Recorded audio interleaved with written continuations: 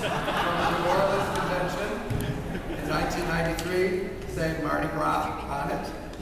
So, at this time, it asks you if you wish. One thing I want to just point out before I forget, the cross on the altar there was the cross, the very first Mass of Dignity Chicago, in an apartment.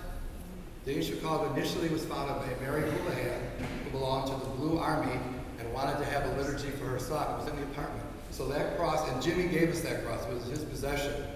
They gave, so now we have our altar for every liturgy. It harkens back to the very first Mass of Dignity Chicago, the preeminent. I would like to call on Jim's sister, Pat.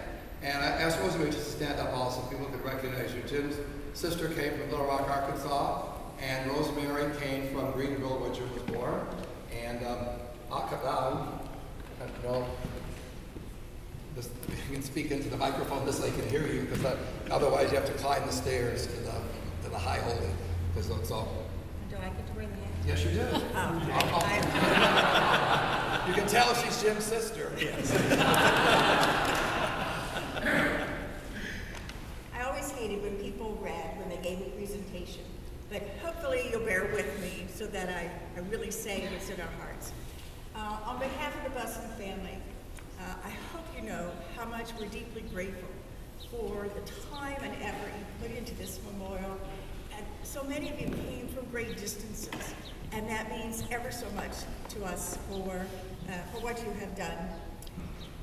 Jim's rare form of cancer was officially diagnosed about 3 years ago. And although he suffered great pain, at no time did we hear him say, "Why me, God?" He retained his sense of humor and zest for life. When the graft versus host disease took control of his body, which you know is for Mr. Control, that was a major issue. He bravely chose to discontinue treatment. What a courageous decision that was. There's so many precious memories of Jim that we can share. Today, my thoughts are on his words.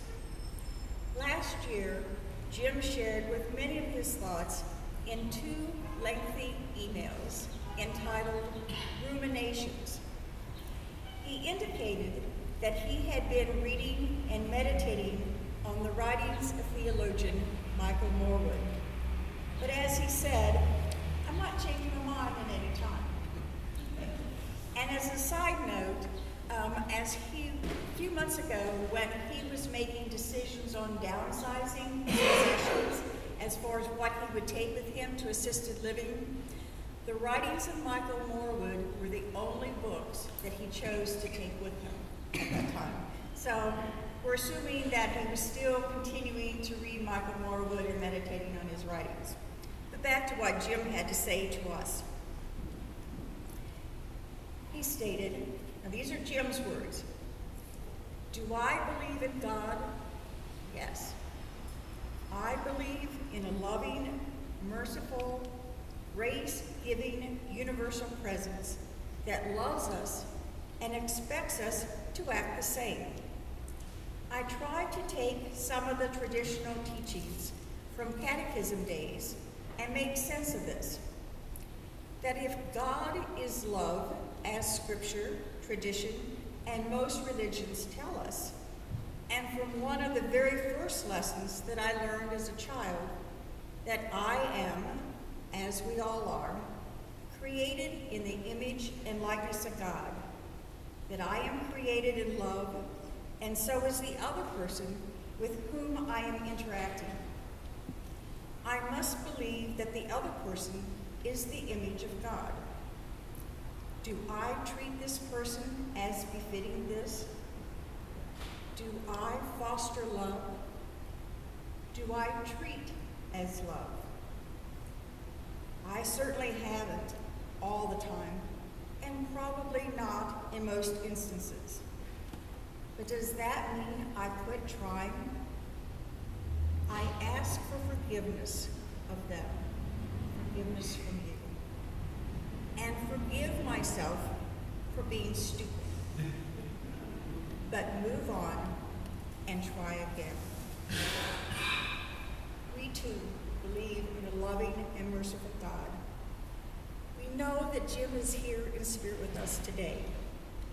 Each of you, your lives will continue to reflect his impact on you.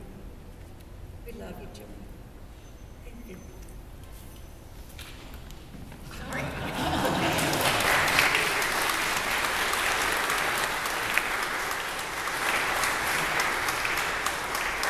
Unless some of you aren't as adventuresome, you don't need to wear the hat to come up to speak. But I did a brief, there were so many things I could say. I've already said a lot, and some things you can't say in church even with this hat on. But all of you know Jimmy's love for tea. I refer to Jimmy as a tempest in a teapot. Because one minute he could be just as outrageous as the world, and the next minute toe-to-toe with any politician, any bishop arguing. And I think that's what added the joy and the pleasure and the unexpectedness of being with him. He knew everyone didn't always like him, but he knew everyone believed in his leadership and in his mission. And we refer to each other as LTFs, longtime friends. And I go on a little further, but he'd be saying, don't canonize me, Hogan. So I'm going to paraphrase ending, Jim, you are the fabric of my life. You have been, and you will be the fabric of my life. Thank you, love you. Anybody else who wishes to come up, tell a story, share a memory? If you have a loud enough voice, you want to ascend, you may, or just, you have a good voice, Lars. There you go. Unfortunately, he's married. On December 29th, 1979, two people came into my life. One was my husband, Ken. The other was Jim Bussen. I don't know which one had more influence on me. However, when I met Jimmy, he was doing a routine that I couldn't understand at first, but it had something to do with a telephone operator and one ringy-dingy and all of this. A few weeks later, I saw Lily Tomlin doing a perfect imitation of Jim Bussen. Many years later, it's getting hot. Many years later, when we were officers, Tom and we were officers, we were going to have an officers meeting up at Tom Cunningham's place in Poughkeepsie. He was going to pick us up in Newark. Well, Tom and I hatched a little plot on Jimmy. Because of my frequent flyer miles, I upgraded to first class. I did not tell Jimmy. So here I am sitting in first class, and out comes Jimmy going into coach. He takes one look at me and he goes, "You son of a..." He said the word, I'm not going to. Later on, we got even better at it, because when Tom picked us up at the airport, he had on the passenger side front seat, first class, and a sign in the back on coach. Well, Jimmy went into coach, and I went into first class.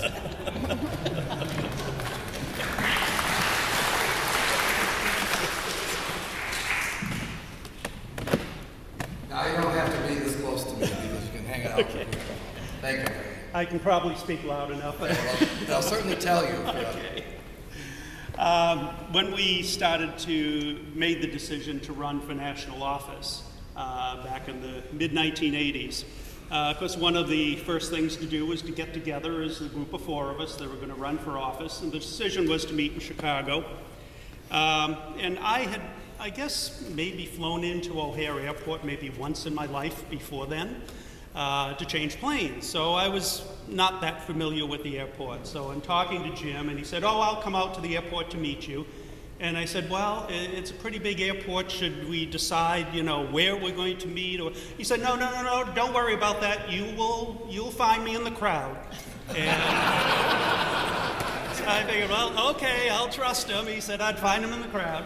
So, of course, in those days, there wasn't all the security and everything, so if you were meeting somebody at the airport, you could actually come to, I think, practically the jetway to meet them get off.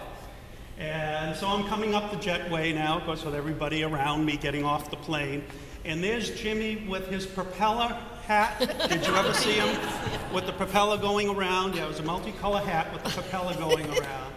And of course, I must have turned 10 shades of red. Embarrassment. But certainly, we met up at the O'Hare Airport without any problem. Over the years, Jim and I became very, very good friends. We made it a point to take a few trips at Christmas time. One of those trips was to Montreal, and he was going to arrive at Montreal before I did.